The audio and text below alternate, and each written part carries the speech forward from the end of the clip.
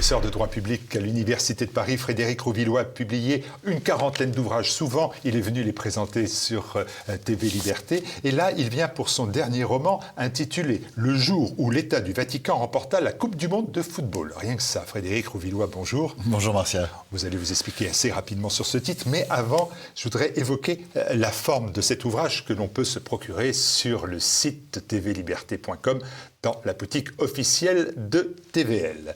Oui, parlons de la forme de cet ouvrage. 21 nouvelles, mais vous préférez utiliser le terme de sottis, terme tombé un peu en désuétude, dans l'oubli. Que sont des sottis ? Écoutez, voilà, ce sont des petites nouvelles qui mêlent des choses sérieuses et des choses qui sont moins sérieuses, on va dire. L'idée étant que voilà, ces nouvelles ne sont pas là uniquement pour distraire ou pour amuser le lecteur ou les innombrables lecteurs que ce petit livre a obtenu grâce à vous, mon cher Martial, mais voilà, pour dire aussi des choses un peu plus graves et plus importantes, plus politiques, ou plus philosophiques. Et à chaque fois, j'essaie d'illustrer effectivement à travers ces petites nouvelles, eh bien des choses qui nous préoccupent et qui éventuellement peuvent nous effrayer actuellement. Alors ces sottis, elles ont connu leur apogée au Moyen-Âge, au XVIe siècle. J'ai vu qu'à l'époque moderne, c'est André Gide avec les caves du Vatican. Absolument. Ça ne référait pas à cet ouvrage ni à l'homme. Les caves du Vatican, moi, c'est un petit livre que j'avais adoré étant jeune, notamment parce que c'était un... Vous preniez pour Barayul. Voilà. Voilà. Exactement. C'est très très bien écrit. C'est pas très rigolo. En même temps, enfin c'est une voilà. Quant au personnage d'André Gide, non, effectivement, j'ai pas une immense admiration ni une immense amitié pour lui. Mais bon, voilà, c'est quand même un écrivain notoire et notable et que voilà, se référer à lui et effectivement, peut-être que le mot Vatican, la répétition dans les deux titres n'est pas tout à fait fortuite. Mais ça, le lecteur le découvrira, j'espère. Voilà, le personnage Barayul, qui est un catholique de tradition dans les caves du Vatican. C'est ça. Voilà, de mémoire. Voilà. Allez, dans un propos liminaire, vous indiquez que dans vos vies, dans nos vies, dans nos propres histoires, tout est bifurcation. C'est le terme que vous utilisez. Qu'est-ce que vous entendez par ce terme bifurcation ? En fait, ce que j'ai entendu dire par là, et c'est un peu le propos sérieux de l'ouvrage, si j'ose dire, c'est que, et donc je l'illustre dans beaucoup de ces nouvelles, parce que la plupart du temps, ce sont des nouvelles qui se projettent dans un avenir plus ou moins lointain et qui se demandent comment les choses vont évoluer, ce qui va se passer, si ça tombe du bon côté ou du mauvais. Et ben, c'est un petit peu ça. C'est le constat que, une chose que chacun de nous expérimente du premier à son dernier jour, c'est-à-dire que il y a une infinité de possibilités et finalement, le hasard va faire que, il fait beau, donc on sort, on va rencontrer telle personne, que sinon on n'aurait pas rencontré et finalement on va l'égorger ou se marier avec ou etc. Tout ça parce qu'il a fait beau et que le hasard des choses fait que on a pris une bifurcation, un chemin plutôt qu'un autre. Mais on aurait pu prendre le chemin d'à côté. Il n'y a pas de fatalité. Il n'y a pas de fatalité et voilà, ça c'est la dimension politique. Il n'y en a pas non plus dans l'ordre général, dans l'ordre des nations, dans l'ordre du politique. Et au fond, tout est possible.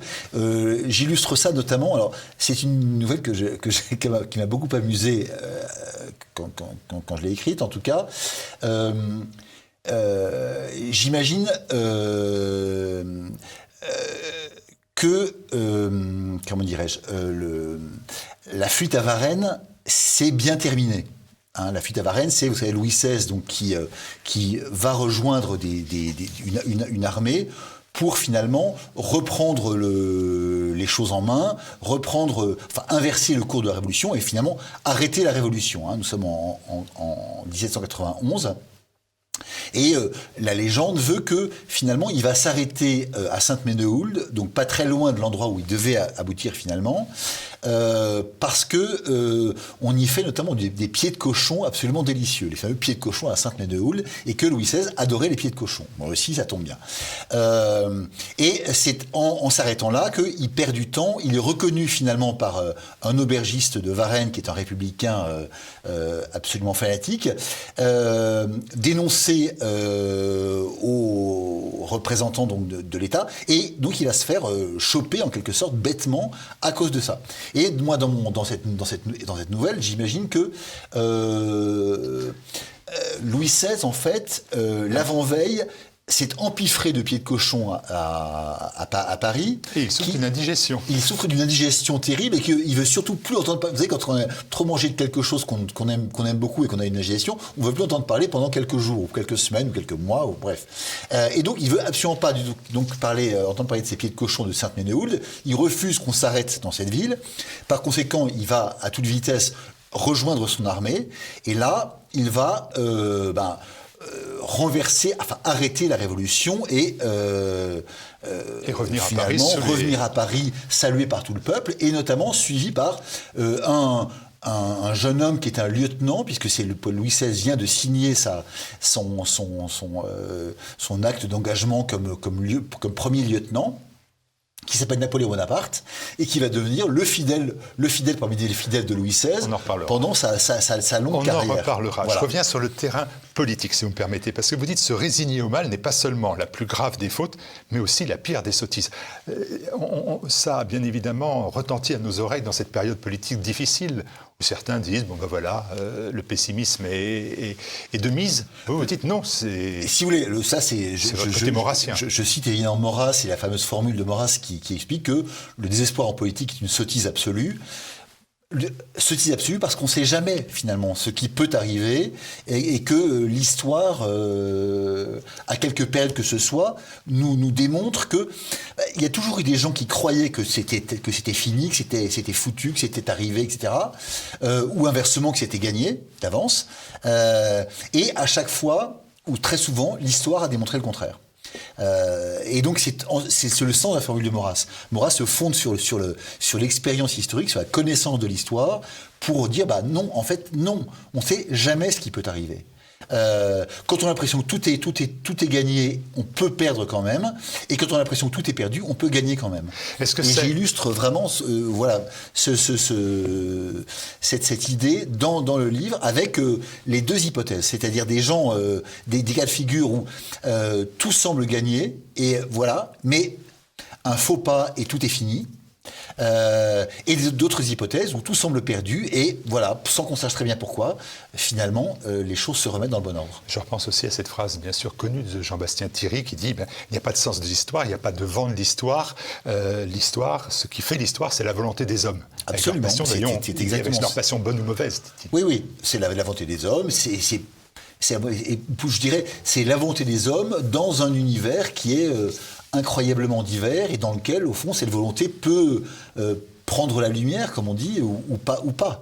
C'est-à-dire que la volonté ne suffit pas, évidemment. Mais la volonté plus la chance, eh bien, ça peut entraîner le succès.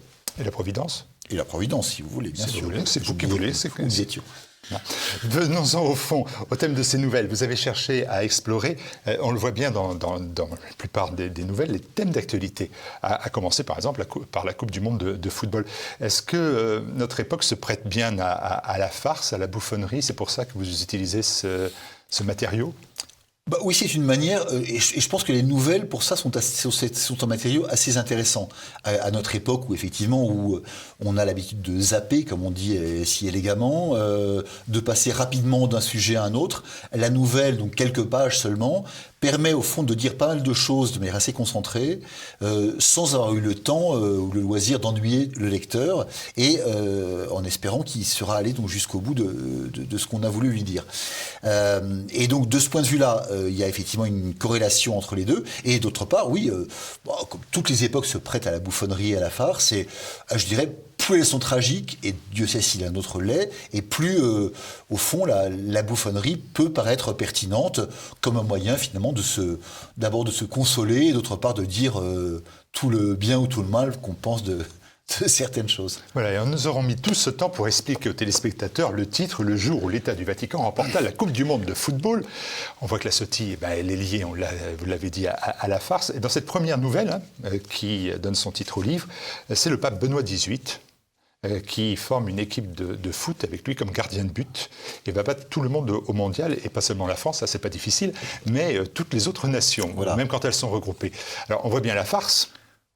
Quelle est la moralité ? La moralité, en fait, le début de cette nouvelle, c'est un débat télévisé entre une sorte de Macron un peu développé, qui est devenu président de la Fédération européenne, et en face de lui, le pape. Et finalement, le président de la Fédération européenne, de l'espèce de Macron, de super Macron, explique que de nos jours, la seule véritable religion, c'est le football. Et en face, le pape lui dit non, c'est pas, il y a autre chose quand même. Et finalement, ils se font une sorte de défi, un petit peu comme Macron et ces deux espèces de zozos là, qui sont venus, les deux youtubeurs venus à l'Élysée. Et le défi, c'est que le pape explique au président de la fédération que l'État du Vatican, qui n'a jamais eu d'équipe naturellement, va remporter la prochaine Coupe du Monde de football. Alors évidemment, en face, le président se moque de lui, indique par des signes qu'il pense que le pape est devenu fou, qu'il s'engage sur quelque chose qui est très très dangereux, même pour la survie de la papauté et de l'Église. Sauf que, évidemment, allez, spoilons, puisque le mot est à la mode, les lecteurs. Effectivement, l'État du Vatican va remporter la Coupe du Monde de football avec une équipe qui est composée exclusivement de cardinaux qui sont tous au moins septuagénaires, le pape en blanc donc comme gardien de but, et en remportant à chaque fois le match par 1-0, c'est-à-dire un score qui permet de ne pas humilier effectivement l'équipe adverse tout en étant vainqueur. Voilà. Et la moralité de la chose, c'est que finalement, à la suite de ça, 800 millions de personnes se convertissent au catholicisme et que, voilà, c'est... Voilà, c'est pour ça que je vous parlais de la Providence, parce que ça avait un lien. Providence, voilà. 1-0, conversion. Est-ce qu'à travers tous ces thèmes que vous évoquez à travers vos nouvelles, il n'y a pas systématiquement une correspondance, bien normale d'ailleurs, avec des aspirations profondes qui sont les vôtres, la conversion du monde, et puis bien évidemment aussi, on va le voir, et on l'a déjà dit, le retour du roi. Oui, naturellement, c'était effectivement l'idée sous-jacente. D'ailleurs, ce sont les éditions de Flore, donc des éditions liées à l'Action française, qui m'ont fait le plaisir et l'honneur de publier ce petit livre. Et donc voilà, l'idée, c'est un livre où je m'amuse et où j'essaie d'amuser les lecteurs. J'espère que ça va être réussi. En outre, je bénéficie de l'aide d'une jeune dessinatrice très, très, très talentueuse, dont on vous reparlera peut-être tout à l'heure, qui a illustré chacune des nouvelles de manière très, très, très charmante. Et voilà, tout en m'amusant et en essayant d'amuser le lecteur, j'essaie de lui parler de choses sérieuses et de lui parler de cette bifurcation utile qui serait dans le sens, pour une fois, du bien commun et de la France, et pas de la mondialisation et la liquéfaction du monde. D'accord. Alors le retour du roi, c'est un retour qui débute dans un F3, dans un 3 pièces, au 7e étage d'un immeuble qui a vue sur la basilique royale, où sont inhumés les aïeux de celui qui va devenir le roi. Voilà, c'est ça. Ça, c'est une petite. Qui va retrouver sa place de roi. Une petite amusette, effectivement, c'est l'idée. Qu'est-ce que fait le prétendant au trône de France lorsque finalement il a perdu tout moyen financier, qui vit dans un HLM à Saint-Denis? Eh bien, la réponse, c'est... Comment ? C'est qui ? C'est un Orléans ou un Bourbon ? Vous savez que c'est toujours la même question. Disons, peu importe. Moi, je suis plutôt du côté d'Orléans, vous le savez. Je vous soupçonne d'être un peu de l'autre côté. Nulle part, comme tous. Comme toujours, nulle part. Mais en tout cas, voilà, peu importe. L'important, c'est finalement d'être l'héritier de cette tradition et finalement d'être là le jour où l'étendard de Jeanne d'Arc arrive à portée de main. Une bifurcation. Voilà, ce jeune prétendant au trône qui est dans son F3 va redevenir roi de France à l'appel du peuple. Absolument. À l'appel du peuple. Bah oui, ça va de soi. Et puis Louis XVI, qui bien évidemment ne connaît pas son destin funeste, va avoir un jeune lieutenant qui va devenir roi de Corse. Louis-Napoléon Bonaparte, Louis-Napoléon Ier, roi de Corse d'île d'Elbe et de quelques îles autour, si j'ai bien lu l'ouvrage. Quels sont les épisodes de l'histoire que vous aimeriez changer comme cela? Écoutez, j'en ai trouvé au moins 2, mais... Après avoir écrit cette petite nouvelle, je me disais que ce serait effectivement rigolo, enfin ça a déjà été fait sur d'autres plans, etc., de reprendre comme ça toute une série d'épisodes importants ou caractéristiques de l'histoire du monde, et d'imaginer une sorte de bifurcation. Alors là, c'est une bifurcation qui est un petit peu drôlatique ou un petit peu bouffonne, évidemment. Louis XVI qui n'a pas envie de manger de pied de cochon, et donc qui continue tout droit sa route jusqu'au moment où il rejoint l'armée royale et où il va... prendre à son service donc le futur roi de Corse, Napoléon Bonaparte. Mais voilà, il y a de nombreux moments de l'histoire qui mériteraient cette relecture. Vous n'en avez pas un comme ça, en tête? Écoutez, non, pas spécialement. Je ne sais pas, par exemple... Imaginons en 2017 un débat qui n'aurait pas eu lieu ou qui aurait eu lieu différemment entre un futur président et une future candidate à la présidence. Voilà une bifurcation. Dans la nouvelle intitulée « Une conjuration », nouvelle la plus longue, on revient sur cette notion de refus de la résignation au mal. Suffit-il vraiment de quelques hommes décidés et bien préparés pour renverser un régime autoritaire que l'on croit inamovible ? Écoutez, c'est une question que je ne suis pas le premier à me poser, puisque justement cette nouvelle est une sorte de, comment dirais-je, de variation sur un thème, ou plutôt sur une nouvelle déjà existante, qui est la conjuration du comte de Fiesque du cardinal de Retz, qui est un petit texte extrêmement intéressant, très dense, et qui raconte à peu près la même chose. Sauf que, voilà, je le modernise, je le remets à ma façon, et je fais du patron de ma conjuration un lecteur, justement, compulsif de cette conjuration de Fiesque. Et malheureusement, il va lui arriver la même chose qu'au comte de Fiesque, c'est-à-dire que un faux pas, et tout va finir par rater. Est-ce qu'il suffit de quelques personnes décidées, motivées, etc., pour renverser un régime? Alors, tout d'abord, j'explique que la chance, je le disais ça tout à l'heure, joue un rôle considérable, aussi bien éventuellement dans le bien que dans le mal, d'ailleurs. Sans la baraka, de toute façon, on fait pas de politique, en tout cas, on remporte pas le pouvoir, ça c'est sûr. Ça, là encore, c'est un enseignement constant de l'histoire politique. Maintenant, est-ce que ça suffit pour renverser quelque chose? Là encore, de nombreux exemples disent que oui. Et certes, on pourrait penser que le développement technologique actuel, toutes ces techniques de reconnaissance faciale, vocale, les drones, les machins, Internet, etc., ne le permet pas. Mais voilà, il y a toujours des moyens d'y échapper. Je veux dire, on sait très bien, par exemple, que de nos jours, le courrier postal, qui était au fond scruté par des agents du pouvoir, notamment à l'époque napoléonienne, maintenant échappe quand même quasiment totalement au regard des machines géantes qui nous espionnent de l'autre côté de l'Atlantique ou de l'autre côté du fleuve Jaune. Donc voilà, il y a toujours des moyens, il y a toujours des volontés, il y a toujours des possibilités. En tout cas, c'est à ça qu'il faut essayer de se tenir pour ne pas désespérer. De la sautille sur le Vatican qu'on a évoquée à la nouvelle du plaidoyer moqueur sur la viande artificielle qui n'a pas de goût, vous dénoncez à chaque fois, finalement, c'est encore un autre fil que j'ai essayé de trouver à travers l'ensemble de ces nouvelles, l'homme qui veut remplacer Dieu. Ah bah oui, de toute façon, ça c'est c'est l'élément essentiel de ce qu'on pourrait appeler la philosophie de la modernité. Et par ailleurs, je veux dire, c'est aussi la trame finalement de l'Ancien et du Nouveau Testament. Lorsque le serpent s'adresse à Ève et à Adam et leur dit, voilà, si vous transgressez la loi que votre Créateur vous a donnée, eh bien, vous serez comme des dieux. C'est ça la phrase fondamentale. Vous serez comme des dieux, dans la Genèse. Eh bien, tout le basculement, il est là, c'est clair. Et fondamentalement, la modernité telle qu'elle se met en place au XVIIe siècle, à partir de Descartes par exemple, et la fameuse formule de Descartes, rendre l'homme comme maître et possesseur de la nature. Autrement dit, maître et possesseur. Voilà, Dieu à la place de Dieu, littéralement.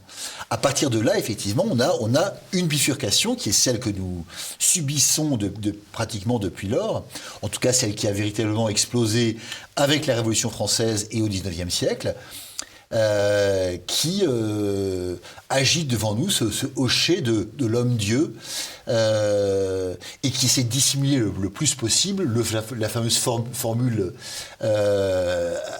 inverse qui explique que qui veut faire l'ange fait la bête. Voilà. Au fond, c'est ça.